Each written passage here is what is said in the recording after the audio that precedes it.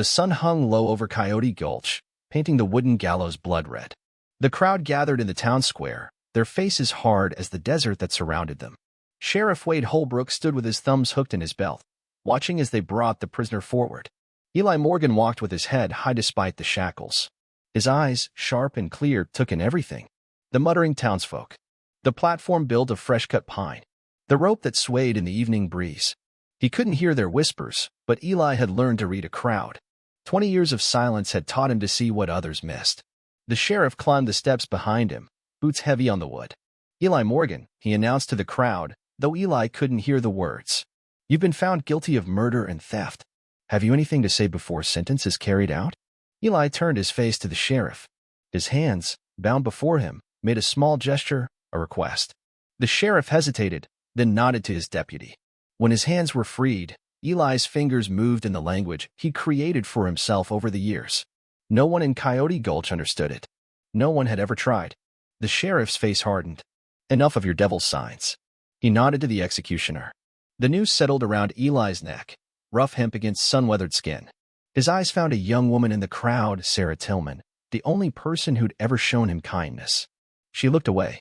The trapdoor dropped. Eli fell. The crowd held its breath. Then came the sound, a sharp crack that wasn't a neck-breaking. The rope had snapped. Eli hit the dirt beneath the gallows. For a moment, no one moved. The sheriff's face went pale as death, and in the silence that followed, something changed in Coyote Gulch forever. Eli Morgan had arrived in Coyote Gulch 15 years earlier, riding a paint horse with a silver-trimmed saddle. He built a small cabin on the outskirts of town, where Cottonwood Creek bent around a stand of juniper trees. People noticed he never spoke. When the general store owner wrote him a note asking if he was mute, Eli had shaken his head and pointed to his ears. The town didn't know what to make of him. Some were curious, others suspicious. Most simply ignored him. Eli kept to himself, breaking horses for local ranchers and tracking lost cattle. His skill with animals was uncanny. Horses that bucked every other handler stood calm under his touch. Dogs followed him unbidden. His cabin grew into a small homestead. A vegetable garden. A corral for injured animals he nursed back to health. A workshop where he carved intricate wooden figures, birds and horses mostly, that he sometimes left on the steps of the church or gave to children who didn't run from him. Sheriff Holbrook had been in office for most of those years, watching Eli with a wariness that never faded. The sheriff was a man who believed in order, and things being just as they should be. A deaf man who lived alone and communicated through gestures disturbed that order. There's something not right about that Morgan fellow, he'd say when the men gathered at the saloon. A man who can't hear can't be trusted. He's hiding something. Most dismissed the sheriff's concerns. Eli Morgan kept to himself and caused no trouble. But Holbrook's suspicion festered like a wound that wouldn't heal. Sarah Tillman, the schoolteacher, was the only one who made real effort with Eli. She'd learned some simple hand signs from a book and would greet him when he came to town for supplies. Her kindness was a small light in his silent world. He's just a man, she once told the sheriff when he questioned her. A man living with a burden most of us can't imagine. Holbrook had snorted. You've always had a soft heart, Miss Tillman. One day it'll get you in trouble. The trouble, when it came, had nothing to do with Sarah's heart and everything to do with the sheriff's. It began with a thunderstorm. The kind that rolls across the desert like God's own fury, turning dry creek beds into raging torrents. Eli was in town that day, loading supplies into his wagon when the sky turned black. He felt the vibration of thunder through the boardwalk beneath his feet. Animals always sense storms before humans, and Eli, attuned to the world through his eyes and skin, had something of that animal sensitivity. He hurried to finish his business, but the rain came sudden and hard. He took shelter in the overhang of the general store, watching as the street turned to mud. That's when he saw the Tillman boy, Sarah's young brother, trying to cross the street. The water was already ankle-deep and rising fast. The boy slipped, fell face-first into the torrent. Eli didn't hesitate. He splashed into the street, grabbed the boy by his collar, and hauled him to safety. The child was coughing, scared but unhurt. Sarah appeared moments later, her face white with fear. She took her brother in her arms, looked up at Eli with tears in her eyes, and mouthed words he understood perfectly. Thank you. Eli nodded and turned to go. That's when he saw Sheriff Holbrook watching from the doorway of his office, eyes narrowed to slits. 3 days later, Walter Green's body was found in the creek behind his ranch. His skull was crushed. His strongbox was missing. By nightfall, Sheriff Holbrook was at Eli's door with 3 deputies and a warrant. They searched his cabin while Eli stood in the rain, confusion plain on his face. In the root cellar beneath the kitchen, they found a bloody rock and green strongbox. Empty. Eli's hands moved frantically, trying to explain, to deny. The sheriff ignored him. "You're under arrest for the murder of Walter Green," Holbrook said, his mouth moving slowly so Eli could read his lips. As they led him away, Eli saw Sarah watching from the road, her face a mask of uncertainty. The trial lasted 1 day. No one spoke in Eli's defense except Sarah, who testified about his gentle nature, his kindness to her brother. But her words withered under the prosecutor's questioning. "Miss Tillman, can you tell us what the accused has said to you about his past? About where he came from before Coyote Gulch?" "He can't speak, Mr. Hanson." "Precisely.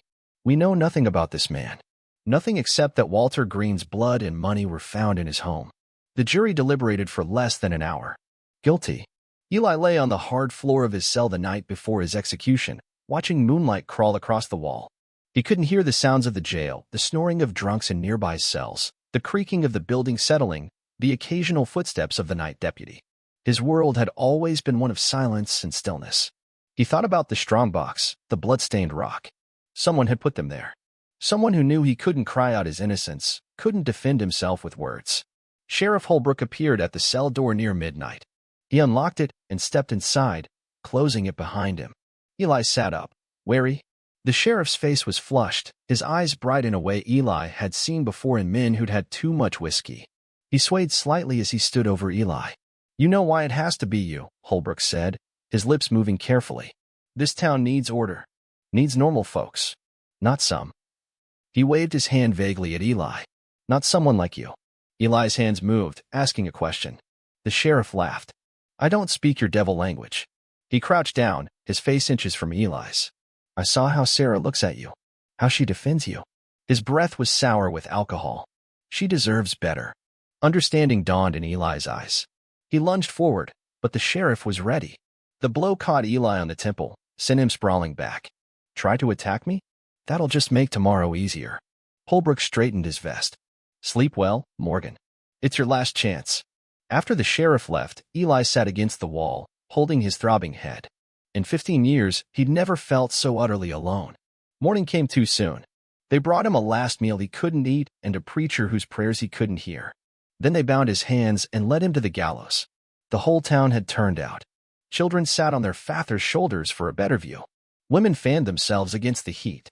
Men nodded solemnly to each other, as if witnessing justice rather than murder. Eli saw Sarah in the crowd, her face pale and drawn.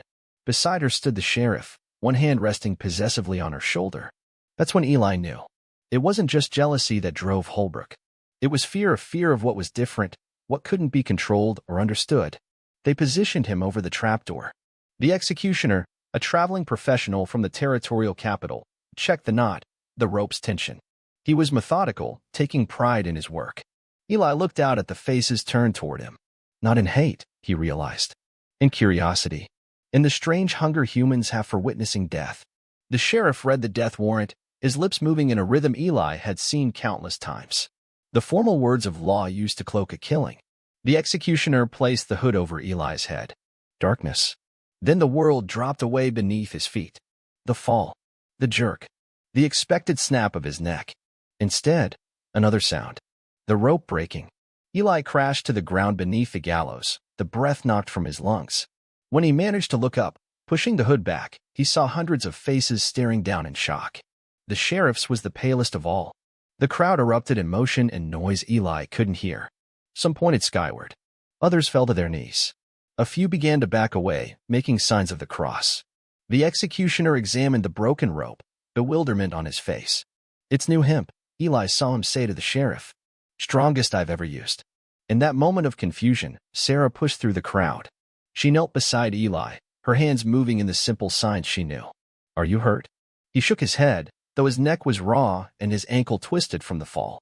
The sheriff grabbed Sarah's arm, yanked her away. He was shouting something Eli couldn't make out. The town's preacher stepped forward. "It's a sign," his lips said clearly. "God has spoken." Holbrook's face contorted. "Superstitious nonsense," he spat. "We'll hang him again."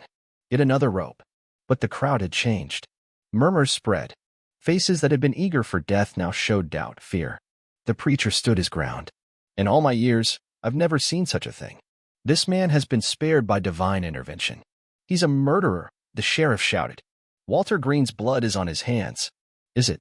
The new voice belonged to Thomas Green, Walter's son, who had just returned from business in Santa Fe. He pushed through the crowd to stand before the sheriff. I received a telegram 2 days ago saying you'd caught my father's killer. I rode day and night to get here. The sheriff's face hardened. We found the evidence in his cabin. The strongbox, the murder weapon. That's not possible, Thomas said. Because I have my father's strongbox right here. He held up a metal box identical to the one found in Eli's cellar, with all his money and papers inside. I found it hidden under his bed, just where he always kept it. A shocked murmur ran through the crowd. And the man who killed my father confessed to me in Santa Fe. Jack Rollins. He was drunk, bragging about how he'd finally settled scores with old Walter Green. He's in custody there now. The sheriff's hand moved to his gun. You're lying. I have the marshal's letter right here. Thomas pulled a folded paper from his vest. Rollins confessed 3 days ago, before you even arrested this man. All eyes turned to Sheriff Holbrook. His face had gone from pale to crimson. This doesn't change anything, he said. Morgan's still a danger. A freak who saved my brother's life, Sarah interrupted. Who's never harmed anyone in 15 years. The sheriff's control snapped. He drew his gun, pointed it at Eli. I won't let him ruin everything I've built here.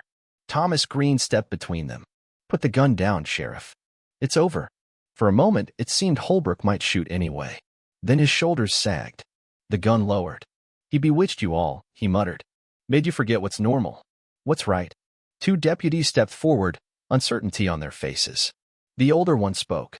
Sheriff, I think you'd better come with us. As they led Holbrook away, the crowd began to disperse, avoiding Eli's eyes. Their shame was palpable.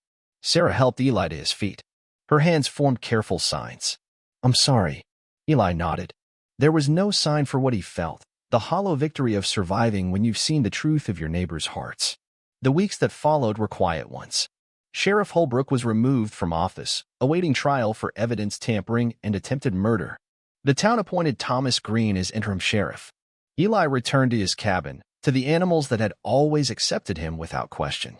The town's children brought him small gifts, carved wooden figures like his own, food, a new bridle for his horse. Apologies from parents too ashamed to face him themselves. Sarah visited often. She brought books on hand signs, determined to learn his language properly. Sometimes they just sat on his porch, watching the sunset paint the desert in gold and crimson. One evening, as shadows lengthened across the yard, she asked him a question that had been on her mind since that day at the gallows. Were you afraid? His hands moved carefully, forming signs she was still learning. Not of dying, of being forgotten, of no one knowing the truth. She nodded, understanding. The truth always finds a way. Eli looked out at the desert, at the town just visible in the distance. His hand shaped one more thought. The truth isn't enough. People have to want to see it. Sarah took his calloused hand in hers. Some of us do. In the months that followed, Coyote Gulch changed in small ways. The new sheriff made a point of learning Eli's signs. The general store put up a slate and chalk for Eli to write his orders. Children no longer ran from him in the street. Eli knew it wouldn't last. People forget. Fear returns. But for now, in this moment, there was a kind of peace. On the anniversary of the day the rope broke, Eli rode into town. The gallows had been torn down, that would use to build a new schoolhouse. In its place stood a small stone marker. Eli dismounted to read the words carved there. Justice without mercy is no justice at all. He traced the letters with his fingertips, feeling their shape, their meaning. Then he remounted and rode home, to the silence that had always been both his prison and his freedom. Behind him, the town of Coyote Gulch settled into evening, its windows lighting one by one against the coming dark. A place forever changed by a rope that snapped and a truth that couldn't be silenced. Total _char_count, 13,307.